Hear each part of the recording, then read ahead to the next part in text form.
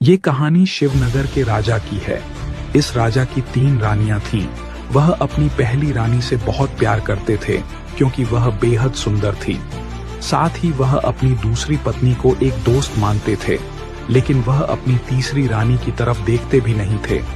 समय के साथ जब जरूरत पड़ी तो राजा का साथ सिर्फ तीसरी रानी ने दिया, क्योंकि इंसान की सुंदरता नहीं, उसका दिल और आचरण भी अच्छा होना चाहिए। बहुत सालों पहले शिवनगर के राज्य में नाथ नाम के राजा शासन करते थे। राजा की 3 पत्नियां थीं, लेकिन राजा अपनी तीनों रानियों में से सबसे ज्यादा प्यार अपनी पहली रानी से करते थे, क्योंकि वो बेहद खूबसूरत थी।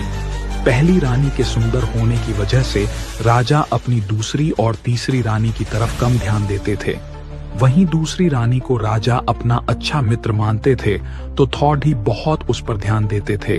और बच गई तीसरी रानी, जिसमें उन्हें कोई खास बात लगती नहीं थी, तो उस पर वह सबसे कम ध्यान दे पाते थे। राजा की तीसरी पत्नी उनसे बहुत प्यार करती थी, लेकिन राजा को उनका प्यार नहीं दिखाई देता था।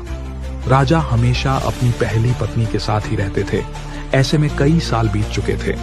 राजा की तीसरी पत्नी हमेशा यही उम्मीद में रहती थी कि किसी दिन राजा उनके पास आए और प्यार भरी बातें करें, लेकिन ऐसा कभी होता। इसी तरह साल बीतता गया, लेकिन एक दिन राजा नाथ अचानक बहुत बीमार पड़ीडीएच गए।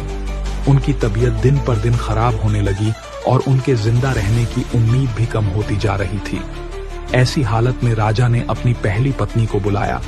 जब पहली रानी उनके पास आई तो राजा ने उनसे कहा, मेरे जिंदा रहने के दिन अब बहुत कम हैं और मैं अकेले नहीं मरना चाहता हूं।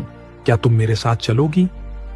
राजा की पहली पत्नी ने उनकी ये अंतिम इच्छा नहीं मानी और कहा, अभी मेरी उम्र ही क्या हुई है और मेरा पूरा जीवन बचा हुआ है। मुझे अभी और जीना है। मैं आपके साथ नहीं चल सकती हूं। यह कहकर रानी राजा के कमरे से बाहर चली गई। उसके बाद राजा ने दूसरी रानी को बुलावाया। राजा की अंतिम इच्छा के बारे में जब दूसरी रानी को मालूम पड्डदा कि वह मरने वाले हैं और अपने साथ अपनी बीवी को ले जाना चाहते हैं, तो इस वजह से वह राजा के पास ही नहीं गए। तभी राजगुरु अपने साथ प्रसिद्ध वैद्य लेकर आए, जिसने राजा की तबीयत को बिल्कुल ठीक कर दिया। राजा ठीक होने के बाद अपनी तीसरी रानी के पास गया और उसके साथ प्यार से रहने लगा। अब राजा हमेशा तीसरी रानी को ही अपने पास रखता था और